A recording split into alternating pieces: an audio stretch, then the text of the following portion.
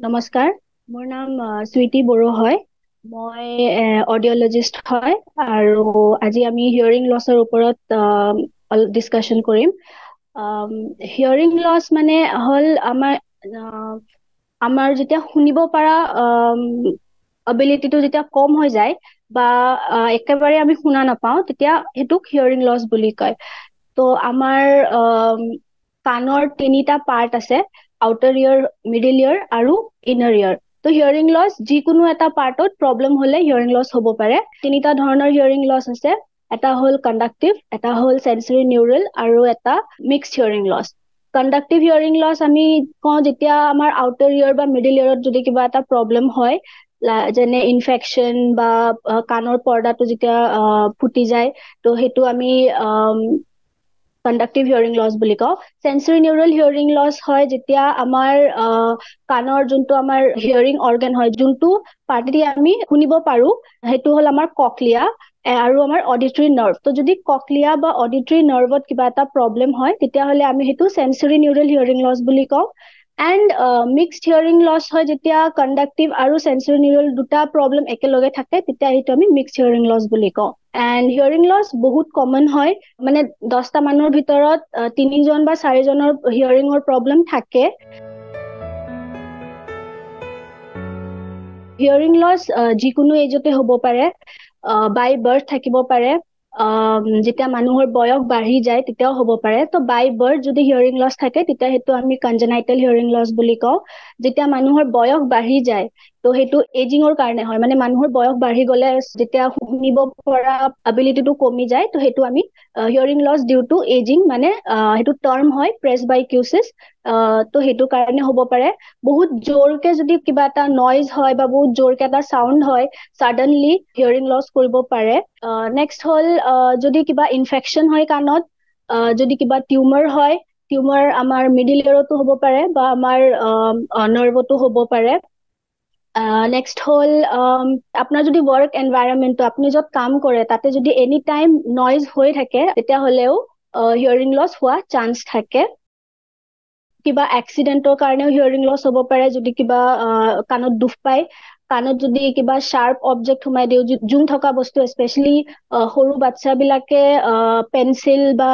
কিবা এটা জোং থকা বস্তু কাণত সোমাই দিয়াৰ পিছত যদি কাণৰ পৰ্দাত লাগি যায়, তেতিয়াহ'লে হিয়াৰিং লছ হ'ব পাৰে। আৰু যদি কিবা ইনফেকশ্যন হয়, যেনে মেনিনজাইটিছ বুলি এটা ডিজিজ আছে, সেইটো হ'লেও কেতিয়াবা হিয়াৰিং লছ হোৱাৰ চান্স থাকে। এণ্ড কিছুমান মেডিচিনৰ কাৰণেও হিয়াৰিং লছ হ'ব পাৰে, যেনে এণ্টি মেলেৰিয়েল ড্ৰাগছ, যোনটো মেলেৰিয়া হ'লে যোনবোৰ মেডিচিন দিয়া যায়, কিছুমান এণ্টিবায়টিক, যোনবোৰ হাই ড'চেজত এণ্টিবায়টিক্স ল'লেও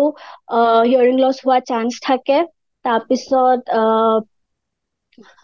আপোনাৰ এইটো আৰু মানে মেডিচিন যদি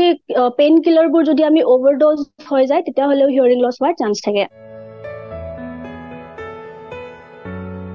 চাইন্স আৰু চিমটমছ হিয়াৰিং লছৰ ফাৰ্ষ্ট চিমটম হ'ল যে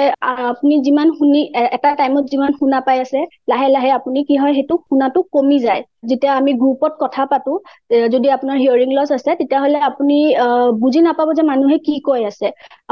স্পীচ, যোনটো আমি স্পীচ বুলি কওঁ, স্পীচ আণ্ডাৰষ্টেণ্ডিংটো, মানে স্পীচটো বুজি পোৱা যোনটো এবিলিটি হয়, সেইটো কমি যায়। নেক্সট হ'ল টিভি যেতিয়া চাই, এটা নৰ্মেল লেভেলত আমি টিভি চাওঁ, বাট যদি হিয়াৰিং লছ থাকে, তেতিয়াহ'লে কি হয়, টিভিৰ ভলিউমটো আমি বঢ়াই দিম, মানে বহুত বেছিকে যেতিয়া ভলিউমটো দি পেলাই টিভি চাই, তেতিয়াহ'লে সেইটো এটা চাইন হয় যে চাগে হিয়াৰিং লছ হৈছে, সেইকাৰণে টিভিৰ ভলিউমটো বঢ়াই দিছে। ফোনত কথা পাতোতে দিগদাৰ হয়।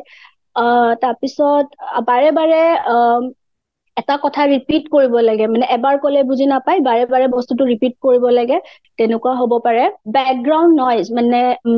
নইজ থাকিলে কথাবোৰ বুজি পাবৰ কাৰণে প্ৰব্লেম হ'ব পাৰে। কাণত টিনাইটাছ হ'ব পাৰে, কাণৰ ভিতৰৰ পৰা আপুনি ফিল কৰিব যে এনি টাইম কিবা এটা চাউণ্ড হৈ আছে। তো সেইবিলাক কিছুমান কমন চিমটমছ হয়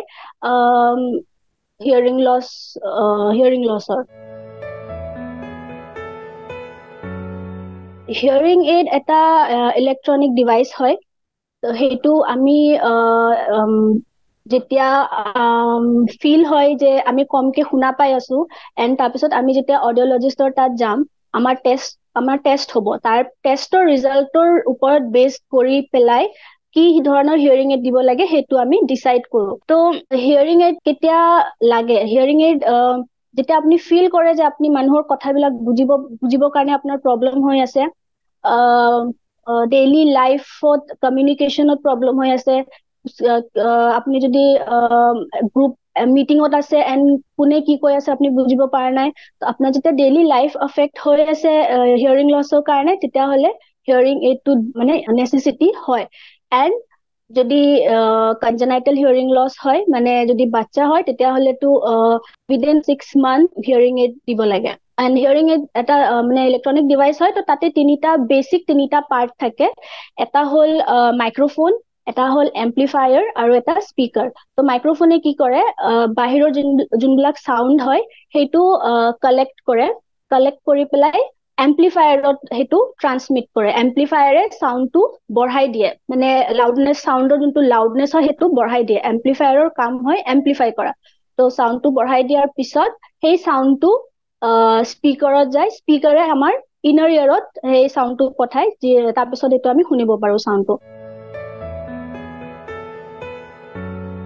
হিয়াৰিং এইডে নৰ্মেল হিয়াৰিং ৰিষ্ট'ৰ কৰিব নোৱাৰে বাট আমাক হেল্প কৰে শুনিবৰ কাৰণে মানুহে কি কৈ আছে সেইটো আমি বুজিব পাৰো কিন্তু যদি আপোনাৰ হিয়াৰিং লছ আছে আপোনাৰ মাইল্ড হিয়াৰিং লছ আছে বা moderate degree of hearing loss আছে তো হিয়াৰিং এইড লগোৱাৰ পিছত এনেকুৱা নহয় যে আপোনাৰ 6 মাহ বা এবছৰৰ ভিতৰত আপোনাৰ হিয়াৰিংটো নৰ্মেল হৈ যাব আপোনাৰ হিয়াৰিংটো সিমানেই থাকিব হিয়াৰিং লছটো তেনেকেই থাকিব বাট আপুনি ৰেগুলাৰ ইউজ কৰিলে হিয়াৰিং এইডটো ৰেগুলাৰ ইউজ কৰিলে স্পীচ বুজিবৰ কাৰণে বহুত হেল্পফুল হয় চাউণ্ড লোকেলাইজেশ্যন মানে কোনটো চাইডৰ পৰা কোনটো ডাইৰেকশ্যনৰ পৰা চাউণ্ড আহি আছে সেইটো বুজিবৰ কাৰণে হেল্পফুল হয় হিয়াৰিং লছ ট্ৰিটমেণ্ট আমি কৰিব পাৰো যদি হিয়াৰিং লছটো ইনফেকশ্যনৰ কাৰণে হৈছে তেতিয়াহ'লে আমি সেইটো ট্ৰিটমেণ্ট কৰিব পাৰো ENT ডক্টৰ তাত গৈ মেডিচিন ল'লে এণ্টিবায়টিক্স বা সেইবিলাক ল'লে ইনফেকশ্যনটো যেতিয়া কমি যাব তেতিয়া হিয়াৰিংটো নৰ্মেল হ'ব পাৰে ছাডেন হিয়াৰিং লছ বুলি এটা টাৰ্ম আছে ছাডেন হিয়াৰিং লছ হ'লে কি হয় এটা চাইডত যদি ছাডেনলি আপুনি শুনাটো কমি যায় তেতিয়াহ'লে within 72 hours যদি ট্ৰিটমেণ্ট কৰে তেতিয়াহ'লে কেতিয়াবা চান্স থাকে যে হিয়াৰিংটো নৰ্মেল হৈ যোৱাৰ এণ্ড টিউমাৰ হ'লে চাৰ্জাৰী কৰাৰ পিছত কেতিয়াবা হিয়াৰিং লছটো নৰ্মেল হৈ যাব পাৰে হিয়াৰিং লছ কমি যাব পাৰে তো চব টাইম নহয় বাট কিছুমান প্ৰব্লেম হ'লে সেইটো যদি ট্ৰিটমেণ্ট কৰে তেতিয়াহ'লে হিয়াৰিং লছ তো আমি ট্ৰিটেবল হয় বাট যদি এজিঙৰ কাৰণে হৈছে বা যদি এইটো কনজেনাইটেল হিয়াৰিং লছ হয় তেতিয়াহ'লে সেইটো ট্ৰিটমেণ্ট কৰিব নোৱাৰি হিয়াৰিং লছ প্ৰিভেণ্ট কৰিব পাৰি কিছুমান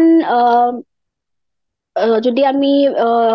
টিপছ ফ'ল' কৰোঁ আমাৰ ডেইলি লাইফত তেতিয়াহ'লে হিয়াৰিং লছটো আমি প্ৰিভেণ্ট কৰিব পাৰোঁ যেনে যেতিয়া প্ৰেগনেঞ্চিৰ টাইমত মাকৰ চব ভেকচিনেশ্যন বা ইমিউনাইজেশ্যন যি থাকে টীকাকৰণ বুলি আমি যোনবিলাক কওঁ সেইবিলাক যদি টাইমত কৰোৱে তেতিয়াহ'লে হিয়াৰিং লছটো প্ৰিভেণ্টেবল হয় নিউবৰ্ণ হিয়াৰিং স্ক্ৰিনিং বুলি এটা টাৰ্ম আছে যেতিয়া বেবী এটা জন্ম হয় তো তাৰে উইদিন মানে হস্পিটেল এৰাৰ আগে বাচ্চাটোৰ এটা হিয়াৰিং ইভালুৱেশ্যন হয় হিয়াৰিং স্ক্ৰিনিং বুলি আমি কওঁ তো হিয়াৰিং স্ক্ৰিনিংটো যদি পাছ হৈ যায় তেতিয়াহ'লে ইট মিনছ যে বাচ্চাটোৰ হিয়াৰিং প্ৰব্লেম নাই বাট যদি হিয়াৰিং স্ক্ৰিনিংটো ফেইল হয় তেতিয়াহ'লে উইদিন 3 months আকৌ এটা ইভালুৱেশ্যন হয় প্ৰপাৰ এটা অডিঅ'লজিকেল ইভালুৱেশ্যন হয় এণ্ড দেন যদি হিয়াৰিং লছ ষ্টিল দেখা পায় তেতিয়াহ'লে উইদিন 6 months বাচ্চাটোৰ ৰিহেবিলিটেশ্যন কৰি দিলে ৰিহেবিলিটেশ্যন মানে হিয়াৰিং এইড বা যোনটো ইমপ্লান্ট হয় সেইটো যদি আমি দিব পাৰো তেতিয়াহ'লে ইফেক্টটো কমি যায় হিয়াৰিং লছৰ যোনবিলাক ইফেক্ট হ'ব পাৰে ফিউচাৰত সেইটো কমি যায় যদি আমি কিবা লাউড মানে এটা জাগাত যাম য'ত বহুত বেছি হাল্লা হৈ আছে তেতিয়াহ'লে আমি ইয়াৰ প্ৰটেক্টিভ ডিভাইচ বুলি কয় যোনটো মানে কাণৰ ইয়াৰ মফ বা তেনেকুৱা লগাই পেলাই আমি গ'লে তেতিয়া কি হয় নইজৰ যোনটো এক্সপ'জাৰ হয় সেইটো কমি যায় এণ্ড হিয়াৰিং লছ সেইটো মানে হোৱাৰ চান্সটো কমি থাকে